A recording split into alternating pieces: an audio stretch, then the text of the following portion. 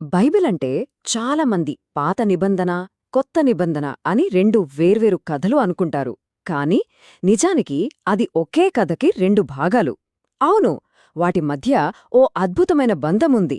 దాన్నే సారూప్యత అంటారు. అంటే పాత నిబంధనలో జరిగినవి కొత్త నిబంధనలో జరగబోయే వాటికి ఒక నీడలాంటివన్నమాట. అసలీ కనెక్షనేంటో ఇప్పుడు చూద్దాం.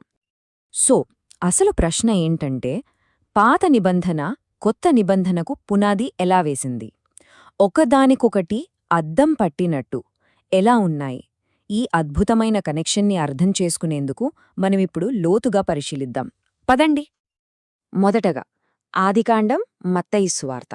ఈ రెండింటి మధ్య ఉన్న లింక్ చూద్దాం. ఆదికాండంలో ఏం జరిగింది?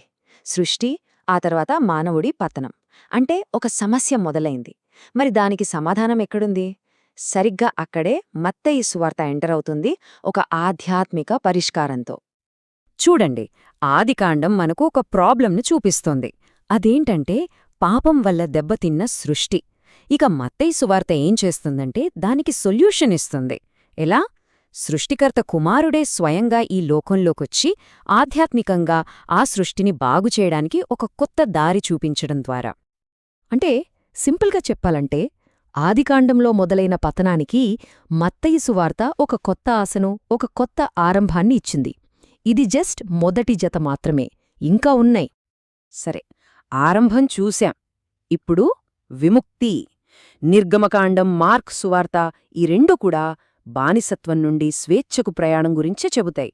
కాని ఒకదానికి మరొకదానికి చాలా తేడా ఉంది. నిర్గమకాండంలో ఏమైంది? ఇశ్రాయేలీలు ఈజిప్ట్లో బానిసలుగా ఉంటే వాళ్లకు భౌతికమైన స్వేచ్ఛ దొరికింది. అదే మార్కు సువార్త విషయానికొస్తే మొత్తం మానవాళి పాపమనే ఆధ్యాత్మిక బానిసత్వం నుండి విముక్తి పొందుతుంది. చూసారా? ఒకటి ఒక జాతికి సంబంధించిన ఫిజికల్ జర్నీ అయితే ఇంకొకటి మొత్తం మనుషులందరికీ సంబంధించిన స్పిరిచువల్ జర్నీ. దీన్నే మనం ఇలా అనుకోవచ్చు. ఒకటి నీడ, రెండోది నిజం. నిర్గమకాండంలో ఆ భౌతిక ప్రయాణం అనేది మార్కు సువార్తలో చెప్పిన ఆ గొప్ప ఆధ్యాత్మిక ప్రయాణానికి ఒక చిన్న ట్రేలర్ లాంటిదన్నమాట. అసలు సిసలు కథ వేరే ఉంది. ఓకే, స్వేచ్ఛ దొరికింది. మరి దేవునితో సంబంధం ఎలా పెట్టుకోవాలి? ఇక్కడే లేవియాకాండం, లూకాసువార్తకు మధ్య ఉన్న తేడా మనకు స్పష్టంగా కనిపిస్తుంది. ఒకటి కర్మకాండల ద్వారా దారి చూపిస్తే, ఇంకొకటి కృప అనే సరికొత్త దారిని పరిచయం చేస్తుంది. లేవియకాండం ప్రకారం పాపానికి పరిహారం ఎలా జరిగేదంటే అదొక సిస్టమ్. స్టెప్ 1 పాపం చేశారు. స్టెప్ 2 యాజకులు బలులర్పించారు. స్టెప్ 3 టెంపరరీగా ప్రాయశ్చిత్తం జరిగింది. కాని ఇక్కడే ఒక పాయింటుంది. ఇది టెంపరరీ మాత్రమే, మళ్లీ మళ్లీ చెయ్యాల్సిన ఒక రిపీట్ ప్రాసెస్. కాని లూకాసువార్త దానికి పూర్తి ఆపోజిట్లో ఒక కొత్త దారిని చూపిస్తోంది. అదే కృప. ఇక్కడ బలుల్లేవు, కర్మకాండల్లేవు, కేవలం దేవుని కృప. అందరికీ క్షమాపణ. ఎంతలా అంటే సమాజం వెలివేసిన వాళ్లను కూడా దేవుడు తన కృపతో దగ్గరికి తీసుకుంటాడని ఈ సువార్త చాలా స్పష్టంగా చెప్తోంది. అసలు దారే తెలియకుండా ప్రయాణం చేస్తే ఎలా ఉంటుంది? గజిబిజిగా, అయోమయంగా ఉంటుంది కదా. సరిగ్గా అదే తేడా సంఖ్యాకాండంలోని ఇజ్రాయేలీల ప్రయాణానికి యోహాను సువార్తలో చూపించిన మార్గంకి మధ్య ఉంది. సంఖ్యాకాండంలో మనమేం చూస్తాం? అవిశ్వాసం, తిరుగుబాటు. దానివల్ల వాళ్లు అరణ్యంలోనే దారి తప్పి తిరుగుతూ ఉండిపోయారు. కాని యోహాను సువార్తకొస్తే సీన్ రివర్స్. ఇక్కడ అవిశ్వాసాన్ని విశ్వాసంగా మార్చే అద్భుతాలున్నాయి. స్పిరిచువల్ రీబర్త్ ద్వారా, అంటే ఆధ్యాత్మిక పునర్జన్మ ద్వారా శాశ్వతమైన జీవానికి దారి చూపించడం కనిపిస్తుంది. అలా దారి తప్పి తిరుగుతున్నవాళ్లందరికీ సమాధానం యోహాను సువార్తలో ఒకే ఒక్క వాక్యములో ఉంది.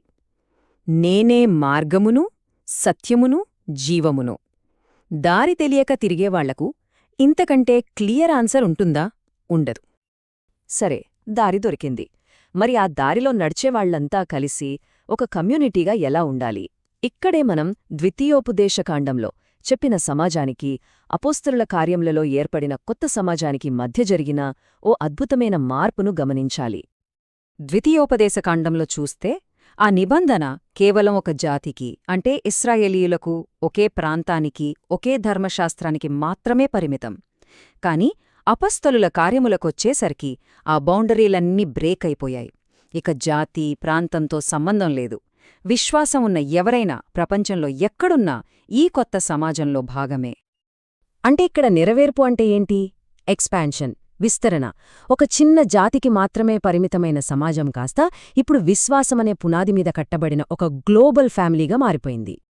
ఈ మొత్తం విశ్లేషణలో మనం లేవీయకాండం మీద కొంచెం స్పెషల్ ఫోకస్ పెట్టాలి. ఎందుకంటారా?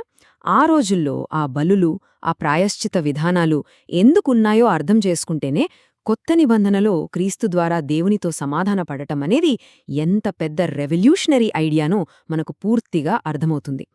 ఇప్పుడు ఇన్ని అద్భుతమైన కనెక్షన్స్ చూశాక ఆలోచించాల్సిన విషయం ఒకటే మిగిలింది. ఈ సారూప్యతలు బైబిల్ కథను చదివే పద్ధతిని పూర్తిగా మార్చేస్తాయా? ఇకపై దాన్ని వేర్వేరు పుస్తకాల కలెక్షన్లా కాకుండా మొదలు నుంచి చివరి వరకు నడిచే ఒకే ఒక్క సింగిల్ పవర్ఫుల్ స్టోరీలా చూడటం మొదలుపెడతామా?